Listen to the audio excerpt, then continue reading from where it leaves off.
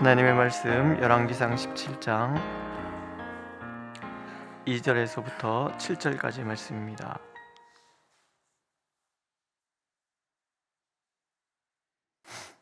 (2절에서) 7절 함께 읽겠습니다. 2절 여호와의 말씀이 엘리야에게 임하여 이르시되 너는 여기서 떠나 동쪽으로 가서 요단 앞 그리 시냇가에 숨고 그 시냇물을 마시라.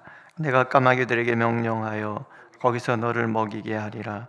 그가 여호와의 말씀과 같이 하여 곧 가서 요단 앞 그리 시냇가에 머물매 까마귀들이 아침에도 떡과 고기를 저녁에도 떡과 고기를 가져왔고 그가 시냇물을 마셨으나 땅에 비가 내리지 아니하므로 얼마 후에 그 시내가 마르니라.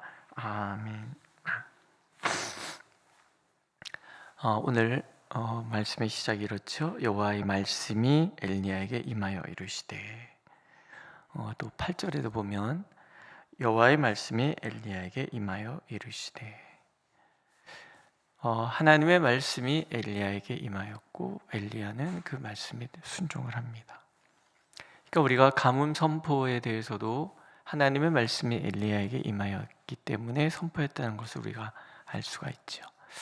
그럼 이제 우리가 한번 생각해 보는 거죠. 하나님께서 가뭄 선포 후에 엘리야를 왜 그리 시냇가로 인도하셨을까? 거기서부터 아예 통쾌하게 바알의 그 우상 신전을 무너뜨리고 하나님을 대적하는 무리를 진멸하실 수 있었는데 왜 엘리야를 숨게 하셨을까? 그리고 우리는 그 기간이 거의 3년 반, 4년 가까이 되는 긴 시간이 필요했다는 것을 우리가 알 수 있죠. 왜 그러셨을까? 이 말씀이 선포되고 나서는요, 이게 즉각 물론 응답되는 것도 있지만 기간들이 필요하잖아요. 말씀에 숙성되는 시간이 필요한 거죠. 먼저는 이스라엘 백성들과 아합 왕이 이 말씀에 대해서 깊이 깨달아야 되는 부분들이 있는 거죠. 한번 한 해에 가뭄이 왔다? 그럴 수 있잖아요. 여기가 가뭄이 없는 동네는 아니고 수시로 가뭄이 일어나는 동네니까. 근데 이게 한 해가 지나고 두 해가 지나고 세 해가 지나고 시간이 지나가면서 이 사람들인들 기우제 안 지냈을까요? 그죠? 비가 안 오면 안 올수록 바알 신당에 가서 난리를 쳤을 거란 말이죠. 왜? 바알은 기후의 신이니까. 이 신이 잠들었나 보다. 나중에 엘리야가 조롱하는 말이 다 그런 거잖아요. 잠들었나? 마실 갔나? 바쁘신가? 그러니까 막 더 난리를 치면서 구술했을 거 아니에요, 그죠? 그런데 바알은 가짜잖아요. 하나님만이 참 신이라는 것을 이스라엘 백성 전체가 알아야 되는 시간들이 필요한 거예요. 더 중요한 것은 엘리야입니다. 말씀이 무시되는 그 시대에 하나님의 말씀을 붙잡고 살아가는 한 사람, 엘리야가 있단 말이죠. 물론 나중에 7,000명의 사람들을 하나님께서 남겨두셨다 얘기도 하지만 지금은 엘리야 한 사람뿐이잖아요. 엘리야 한 사람이 하나님의 말씀을 누구보다도 깊이 이해해야 되는 거예요. 말씀을 따르는 자는 하나님께서 반드시 책임져 주신다. 이걸 이제 배우는 거죠. 먼저는 숨겨주시잖아요. 그리 시냇가에 가서 숨어라. 믿음의 첫걸음 후에는 언제나 시련의 강풍이 불게 되어 있습니다. 우리도 예수 믿기 전과 예수 믿고 난 다음에 뭔가 잘 안 되고 그런 얘기 아마 종종 들으셨을 거예요. 3대, 4대 신앙 집안엔 그런 얘기 없지만 처음 예수 믿는 집안은 네가 예수를 믿기 때문에 우리에게 이런 어려움 찾아왔다. 이런 얘기 듣는 날들이 있단 말이죠. 그러면 어떻게 돼요? 핍박이 있는 거예요. 시련이 있는 거죠. 그 시련의 시간이 있을 거예요. 아합의 칼날이 자신을 거역하는 엘리야를 죽이려 들지 않겠습니까? 그래서 하나님께서 숨겨주시는 거예요. 자신의 통치가 부정당할 수 있다는 것을 알기 때문에 아합이 엘리야를 죽였다는 것을 하나님은 알고 숨기시는 거죠. 말씀의 종을 하나님께서는 책임져 주시는 거예요. 피난처가 되어주시고 숨겨주시는 거예요. 또 두 번째는 하나님이 이런 말씀하시잖아요. 내가 까마귀들에게 명령하여 거기서 너를 먹이게 하리라. 하나님께서 지금 엘리야에게만 말씀을 하시는 게 아니고 까마귀들에게도 말씀을 하셨다라는 거예요. 그래서 까마귀들이 아침에도 떡과 고기, 밤에도 떡과 고기를 물어다가 주는 거예요. 시냇물도 말라가요.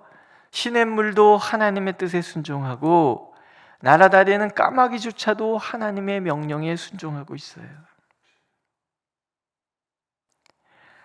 온 천지가 하나님의 말씀에 순종하고 있어요. 도대체 왜 까마귀였을까? 이런 생각도 해보시지 않으셨습니까? 까마귀가 중요한 게 아니라는 거죠. 하나님의 종은 무엇으로든지 책임지신다는 그런 얘기. 까마귀가 안 했으면 아마 사자라도 등장했을 거예요. 그렇죠? 무엇으로든지 오늘 내 주변에 나를 돕는 수많은 손길들을 하나님이 두시는데 다 하나님의 명령에 순종하는 존재들을 통해서 말씀의 종을 책임지신다는 하나님의 뜻인 거죠. 오늘도 우리의 삶 가운데 알 수 없는 중에 기대하지 않았던 중에 도움의 손길들이 우리 언제 김 목사님이 그러셨잖아요. 뭐가 먹고 싶다 하면 바로바로 들어온다고. 예. 뭐 우리 그런 거 나도 모르는 뜻밖의 상황들을 통해서 어떤 일이 일어날 때 어이구야 이런 일도 있네. 그게 아니라 뭐예요? 까마귀도 하나님의 명령에 순종하듯이 하나님의 그 섭리의 손길이 하나님의 사람들을 그렇게 감싸고 있다, 보호하고 있다, 공개하고 있다, 그런 거죠. 그래서 야고보서에서는 순종은 실패하지 않는다 이 얘기를 이렇게 하시죠. 너희는 말씀을 행하는 자가 되고 듣기만 하여 자기를 속이는 자가 되지 말라. 자유롭게 하는 온전한 율법을 들여다보고 있는 자는 듣고 잊어버리는 자가 아니요 실천하는 자니 이 사람은 그 행하는 일에 복을 받으리라. 말씀을 순종하는 사람들은 하나님이 책임져 주시는 거예요. 까마귀를 통해서라도 하나님께서 책임져 주신다는 것 늘 하나님께 잊지 않기를 원하시는 거죠. 또한 겸손과 절제를 배우게 하시기 위함이에요. 엘리야가 하나님께 봉사받고 있는 것은 까마귀를 통해서 전해지는 떡 하나 고기 한 덩이 뿐이에요. 아침 저녁으로 날아오는 것들. 하나님의 사람이라면 처우가 보장되고 대가가 풍성해지기를 원하는 것이 우리들의 마음이에요. 그러나 하나님께서는 엘리야를 불특정한 까마귀를 통해서 공급받게 하십니다. 매일 까마귀만 기다리는 사람이 되는 거예요. 겨우 까마귀밖에 기도할 때가 없나? 아니라 겸손을 배우는 거죠. 오직 하나님의 손길, 하나님의 도움의 손길만을 기다리는 겸손, 동시에 절제죠. 풍성할 때 사람들은 절제하지 않습니다.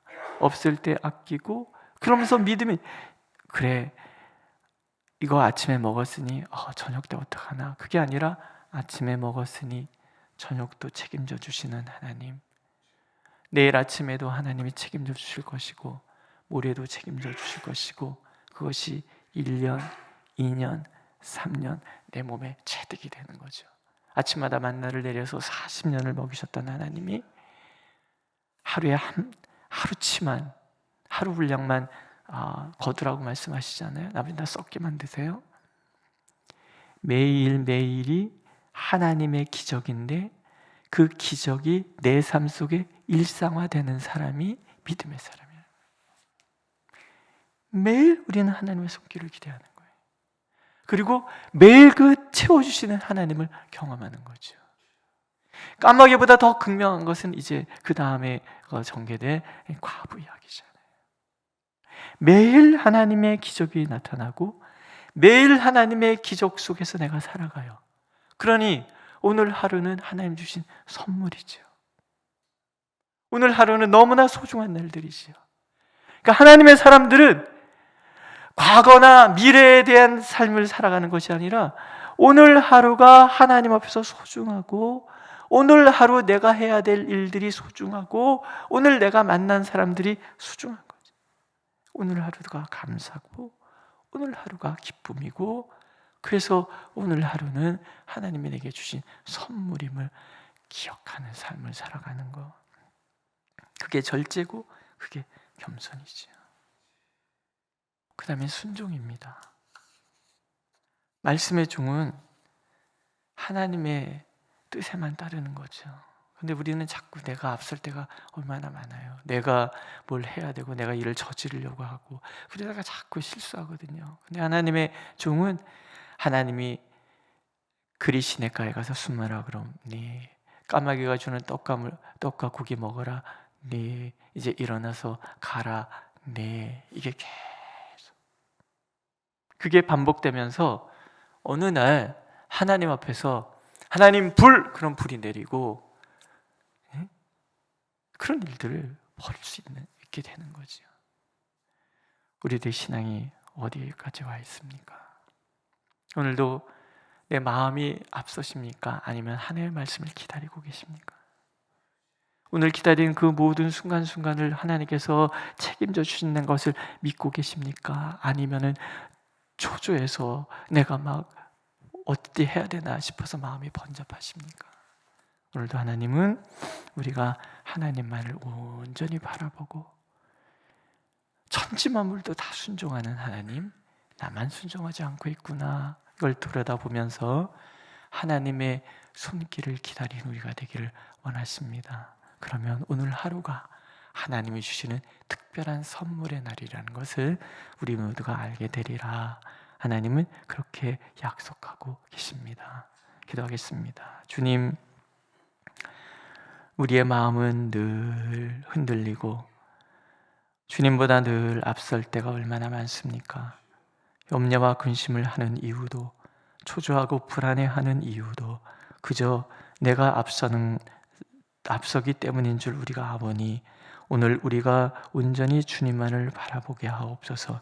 주님의 손길, 주님의 인도하심, 주님의 말씀을 향한 신뢰, 그래서 오늘 하루가 하나님 안에서 참으로 아름답고 귀한 선물의 날임을 오늘도 깊이 아는 삶이 되게 하여 주옵소서. 예수님의 이름으로 기도드렸습니다. 아멘. 하늘에 계신 우리 아버지, 아버지의 이름을 거룩하게 하시며 아버지의 나라가 오게 하시며 아버지의 뜻이 하늘에서와 같이 땅에서도 이루어지게 하소서. 오늘 우리에게 영할 양식을 주시고 우리가 우리에게 잘못한 사람을 용서하여 준 것 같이 우리 죄를 용서하여 주시고 우리를 시험에 빠지지 않게 하시고 악에서 구하소서. 나라와 권능과 영광이 영원히 아버지의 것입니다. 아멘.